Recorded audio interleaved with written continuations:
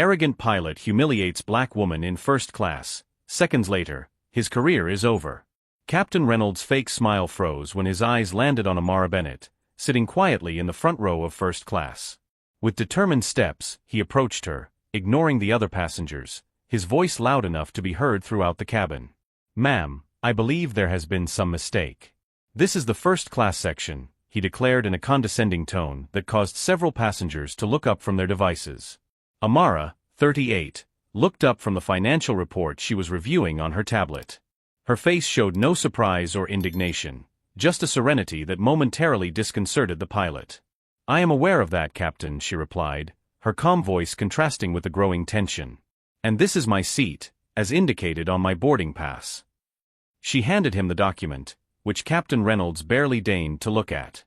"Perhaps you don't understand. These seats have a specific pattern." His pause was laden with innuendo. "May I request that a flight attendant accompany you to a more suitable seat in economy class?" The silence that fell over the cabin was thick. Some passengers looked away, embarrassed. Others watched with morbid curiosity. An elderly man in the opposite row muttered something about keeping standards. "Captain, I have been flying first class on international airlines for over a decade. I purchased my ticket like any other passenger. If there is a specific problem with my presence here, I would like you to explain it clearly." The challenge in his voice was subtle but unmistakable. Captain Reynolds puffed out his chest, his gold badge gleaming under the cabin lights. "Ma'am, as the captain of this aircraft, I have the authority to ensure that all passengers are in their proper seats. And frankly..." His sentence was interrupted by the distinctive ring of Amara's cell phone. She checked it briefly, a slight smile appearing on her lips before she turned back to face the pilot. "Please continue, Captain. You were about to explain why my presence here is inappropriate." The provocation was clear. Several cameras were already discreetly pointed in their direction. "It's not that," he backed away slightly, noticing the growing audience. "It's just a matter of protocol." "What specific protocol, Captain?" Amara asked, her calm voice carrying a weight that made the pilot hesitate. "What exactly in the company regulations makes my presence in first class a problem?" Captain Reynolds's expression hardened. "Ma'am, I don't want to cause a scene, but I must insist that your behavior is compromising the experience of the other passengers." It was at this moment that a flight attendant hurried over, whispering something in the pilot's ear. His face paled visibly. "Captain, there's an urgent call for you from headquarters," she announced loudly, clearly disturbed. "I'll deal with it after takeoff," he replied irritably. "Sir, they insisted it was absolutely urgent," the flight attendant emphasized, the nervousness evident in her voice. "It's related to this incident." Captain Reynolds shot Amara one last disdainful look before following the flight attendant. What he didn't know was that Amara Bennett wasn't just another first-class passenger. She was the newly appointed Director of Diversity and Corporate Ethics at Global Airlines, the largest minority shareholder in the company he worked for. And that notification on her cell phone had been confirmation that the live broadcast of that incident was already being watched by the entire board of directors. What no one in that cabin could have predicted was that those few brief minutes of blatant prejudice would not only be the end of an arrogant pilot's career, but the catalyst for a profound transformation across the entire aviation industry. If this story of discrimination and immediate consequences has piqued your curiosity, be sure to subscribe to find out how one woman turned a moment of public humiliation into the biggest opportunity of her life, and the worst mistake of a man's career who never imagined his prejudice would come at such a high price. Captain Reynolds returned to the cabin visibly shaken, but his arrogance still intact. He shot Amara a cold look before heading to the cockpit, muttering something about safety protocols to the flight attendants. 15 minutes later, as the plane finally taxied for takeoff, Amara received a discreet message from Daniel Chun, the airline's chief operating officer and her mentor for years. "I saw the broadcast. The board is on fire. Emergency meeting scheduled for when you land. Recording already circulating internally. This is the moment we've been waiting for." Amara took a deep breath. Her appointment to the board had been contested by several conservative factions within the company, including the powerful Pilots Association of which Reynolds was a prominent member. For 6 months, she had faced veiled resistance, subtle sabotage, and strategic disrespect, always carefully disguised, never explicit enough to warrant disciplinary action. "We could use a clear incident," Daniel had commented 3 weeks ago over coffee. Something that exposes what really happens when no one important is looking. What none of them had anticipated was that the incident would come so easily, so publicly, and with such irrefutable evidence. During the flight, a flight attendant approached discreetly. "Ms. Bennett? I'm Sophia. I need you to know that not all of us," her voice faltered for a moment. "Captain Reynolds' behavior does not represent our team. Many of us are appalled." Amara smiled kindly. "Thank you, Sophia. I know that. And I need you to know that what's going to happen is not about personal revenge. It's about systemic change." "Do you have any idea what he's thinking right now?" Sophia asked, curiosity evident in her eyes. "He's confident that the Pilots Association will protect him," Amara replied. "He's probably already spoken to a friend in the union who has promised to sweep the case under the rug. He doesn't know that this is exactly the kind of behavior we've been documenting for the past 6 months." What Amara didn't mention was that, as part of her strategic plan to transform the organizational culture, her department had established a confidential reporting system. Over the past few months, they had collected dozens of statements from employees from diverse backgrounds, detailed accounts of discrimination that had never reached upper management due to fear of retaliation. When the plane landed at its destination, Amara noticed 3 senior executives waiting in the arrivals area. Captain Reynolds' face paled when he saw them, but he quickly regained his confident demeanor. With determined steps, he approached them before they could speak to Amara. "Gentlemen, I can explain the misunderstanding," he began, his voice now smooth and professional. "There was a protocol issue with a passenger who—" "Captain Reynolds," interrupted the executive vice president, Patricia Goldstein, a woman whose 30 years with the airline gave her unquestionable authority. "You are temporarily relieved of your duties pending the conclusion of a formal investigation. Please turn in your badge to the Director of Operations and report to HR tomorrow at 9 a.m. Reynolds laughed nervously. "That's a bit extreme for a simple misunderstanding, don't you think? The pilots' union won't be happy with this kind of knee-jerk reaction." That's when Patricia smiled coldly. "Actually, Captain, the union president was the first to suggest your preventive removal after watching the video. Something about 'we can't defend the indefensible.'" Reynolds' expression turned to panic. His biggest asset had just disappeared. His eyes met Amara's, who was watching the scene discreetly from a few feet away. "You," he muttered, finally understanding. "You planned this." "No, Captain," Amara replied calmly, stepping closer. "You did this yourself. I was just in the right place at the right time, with the right position to ensure that your actions had consequences." It was at that moment that Reynolds' cell phone rang. With trembling hands he answered, listening for a few seconds before turning completely pale. "My wife just saw the video on social media," he whispered, horrified. "It's everywhere." What Captain Reynolds didn't know was that this isolated incident had become the perfect catalyst for a much larger plan for institutional transformation. While he faced public humiliation and the collapse of his career, Amara was already thinking about the next steps.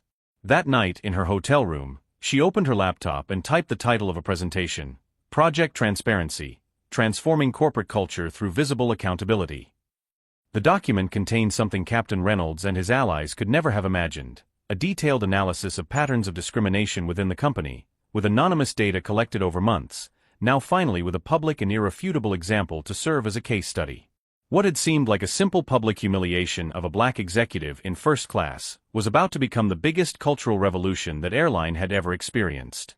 Behind Amara Bennett's calm demeanor was not only a brilliant strategist, but a visionary who understood that sometimes true power lies not in punishing an individual, but in using their mistake as leverage to change entire systems. And while the world watched the fall of an arrogant pilot, no one realized that they were witnessing only the first movement of a symphony of transformation that would echo throughout the aviation industry. The morning after the incident, Captain Reynolds sat stiffly in the corporate headquarters conference room. The gravity of the situation began to sink in when he noticed that, in addition to the HR executives he expected to see, the room was filled with members of the board of directors and corporate lawyers, all with stern expressions. "Mr. Reynolds," Patricia Goldstein began, "before we begin formally, I would like you to watch something." A large screen descended from the opposite wall, and soon the video of the incident began to play. But it wasn't just the footage taken by passengers, it was multiple angles, including the aircraft security cameras and audio recordings of the cockpit communications. Perhaps you don't understand. These seats have a specific pattern. Her own voice echoed around the room, the pause laden with insinuation sounding even more incriminating when isolated. Reynolds felt his stomach sink. This is being taken out of context, he tried to argue. I was just following safety protocols and... Protocols? Interrupted one of the lawyers, sliding a document across the table. Please indicate in which section of the company's procedures manual the pattern for first-class passengers you mentioned is specified. The silence that followed was crushing. Mr. Reynolds, Patricia continued, this is not an isolated incident. Ms. Bennett has been at the helm of our new Diversity and Corporate Ethics Department for 6 months, during which time she has implemented a confidential reporting system. She slid a folder across the table. Reynolds opened it with trembling fingers to find dozens of detailed reports, many of them about him, derogatory comments about passengers of different ethnicities, unjustified refusals of accommodations for people with disabilities, explicit preferential treatment for white, upper-class passengers. This is a witch hunt, he muttered, closing the folder. Who can prove I said any of these things? The door to the room opened and Amara entered, accompanied by 5 employees from different departments, including Sophia, the flight attendant from the previous day. We can, Sophia replied calmly. For years, sir, we normalized behavior like yours because we feared for our jobs. Ms. Bennett gave us not only a voice, but protection to use it. Reynolds looked around the room, a sense of betrayal growing in his chest.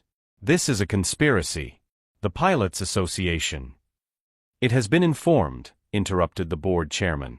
In fact, their representative will be here shortly.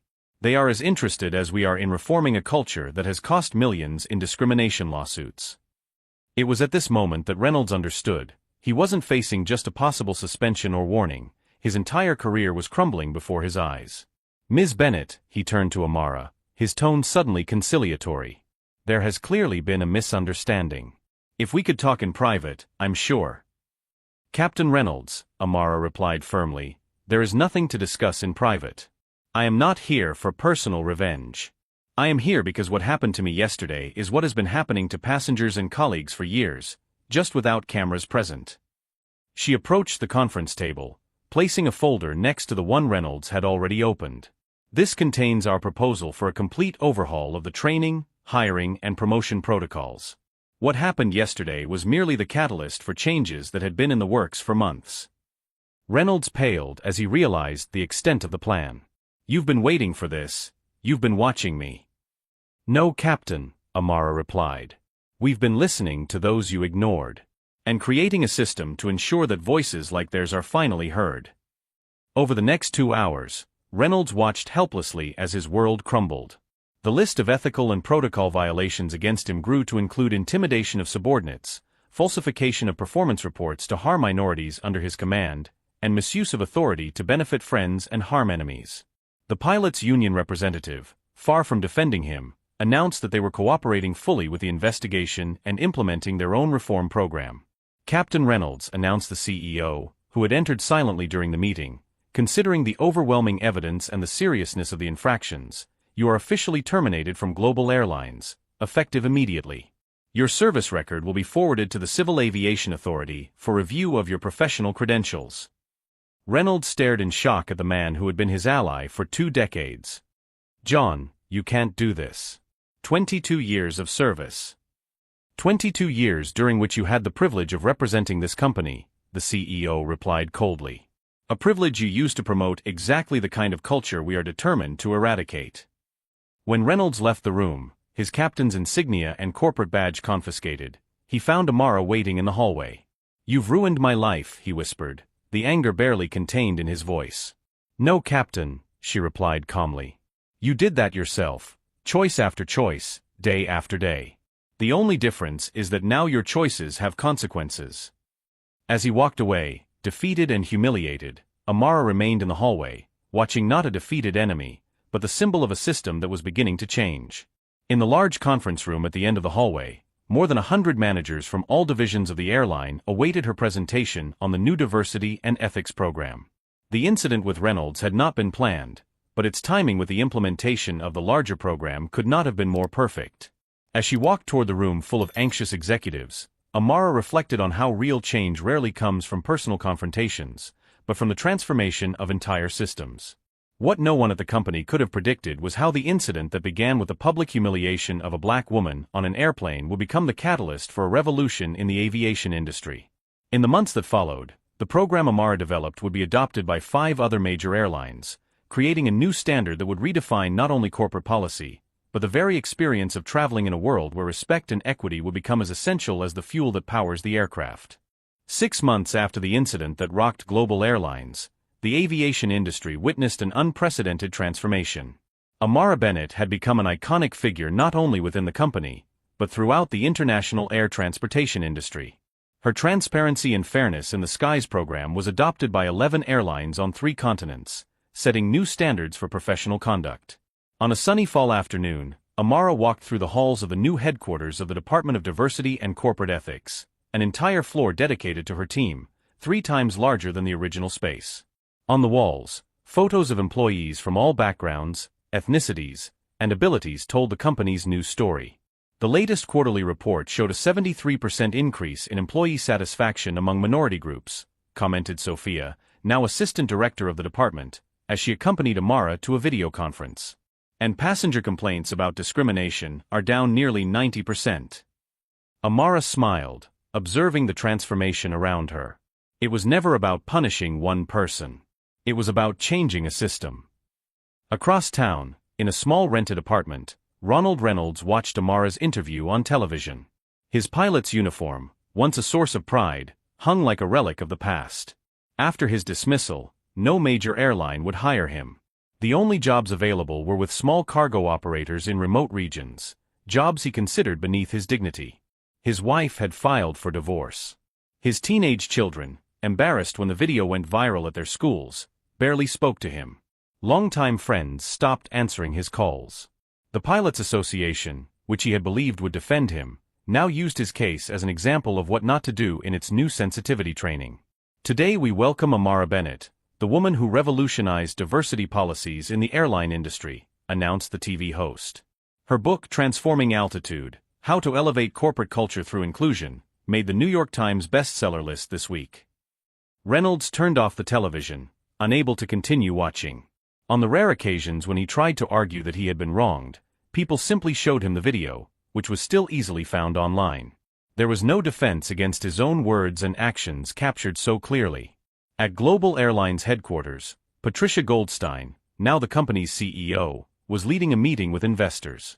Our zero-tolerance policy against discrimination, led by Ms. Bennett, has not only improved our corporate culture, but also our financial results, she explained, pointing to impressive charts. Customer satisfaction is up 28%, and our employee retention rate has never been higher. One of the investors raised his hand. But weren't you afraid of losing conservative customers or facing internal resistance? Patricia smiled. Initially, yes. But we discovered something surprising. Treating people with dignity is good for business. Even our most traditional customers prefer to fly with a company that values mutual respect. That evening, Amara received a Business Leadership Award. As she took the stage, she remembered sitting on that plane, facing Captain Reynolds' explicit prejudice. People often ask me if I feel satisfaction about what happened to the man who tried to humiliate me, she began. The truth is, it was never about him. It was about all of us, about creating spaces where every person is treated with the dignity they deserve. The real victory isn't when an individual falls, but when an entire system rises. The ovation was deafening. In the audience, Sophia filmed the speech, thinking about how her own career had blossomed under Amara's mentorship. A year ago, she had been afraid to report discriminatory behavior. Today, she was leading initiatives that were changing the lives of hundreds of colleagues. Execs who had once resisted change were now competing to associate their names with Amara's program. The corporate world, always attuned to the winds of change, realized that equity wasn't just morally right, it was strategically smart. And Reynolds? The lesson he never learned, that respect isn't negotiable, became the fundamental principle taught on the first day of training for every new employee at the company.